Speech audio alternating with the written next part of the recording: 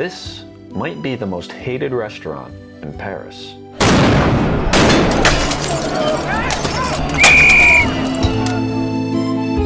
But it has nothing to do with the restaurant.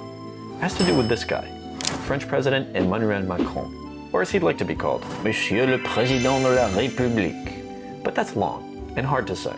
But for this video, he's Manny Macaroni. See, this is Manny Macaroni's favorite restaurant. And a lot of people, well, they don't like Manny Mac so much. So a few weeks ago, amidst the retirement reform protests, somebody took a match to the awning of his favorite eatery.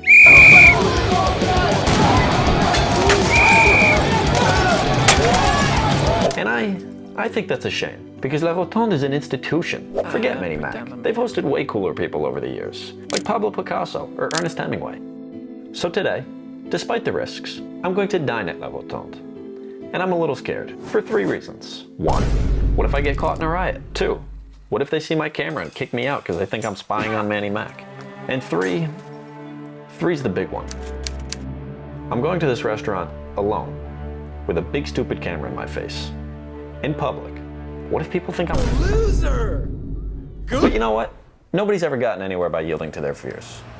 So here goes nothing. As I approached the restaurant, there didn't seem to be any rioting going on. Now let's just hope they let me in with my camera.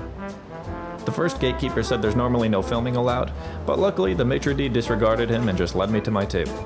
Now at this point, I was feeling pretty uncomfortable. Like everybody was wondering what the heck is that kid doing over there with the camera? Especially the couple sitting across from me that kept looking over and laughing. But screw 'em. Eventually, I was lost in the dark wood, the crispy white linens, the Art Deco lamps, and the copious red velvet. I felt transported, like Owen Wilson stumbling into 1920s Paris. Hey lady, what? Are you kidding me? La Rotonde opened in 1903 and was taken over in 1911 by Victor Libion, who expanded it into this large, bustling brasserie. He was eventually forced to sell the joint in 1918 after being busted for peddling cigarettes, but these things happen, what are you gonna do? And anyway, by that time he had established La Rotonde as the place to be on Paris's left bank.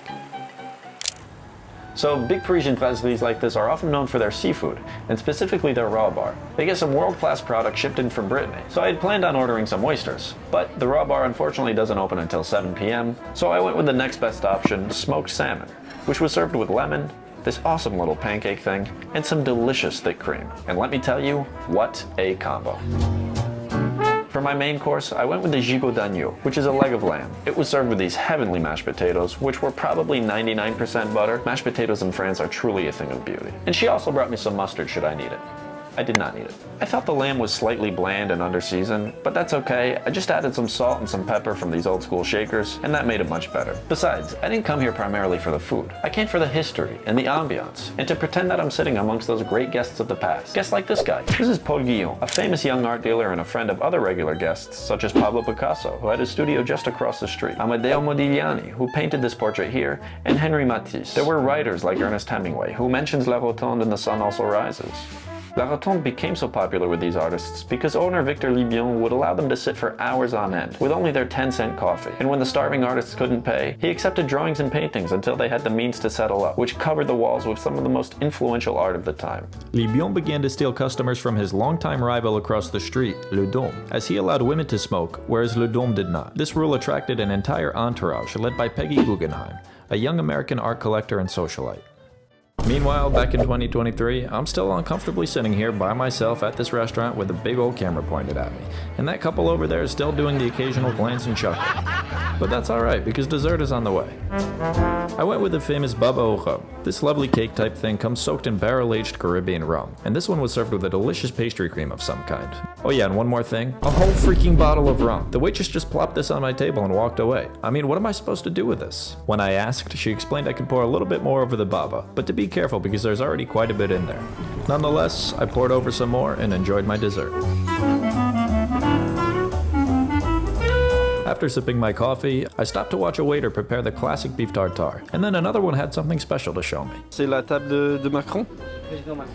Il a mangé ici en 2017? La semaine dernière. La semaine dernière? Ah oui, mais il vient de... Ah bon? Il vient toujours? Eh ben, la semaine dernière, regarde. C'est qui ça?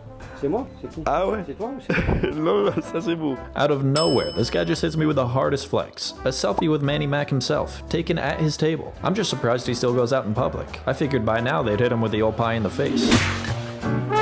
After such a wonderful and at times uncomfortable meal at La Rotonde, I pondered all the eccentric guests of the past and present, reflected on my insecurities, and decided, who cares if that couple was laughing at me? They probably weren't even. Nobody's paying as much attention to us as we think they are, because nobody cares. If you want to make a YouTube video about a restaurant, or peddle cigarettes at the bar, or paint a lady with a boob where her butt should be, then go ahead and do it. Pretty soon we'll all be dead, and at some point in life, we may wish we had tried it after all.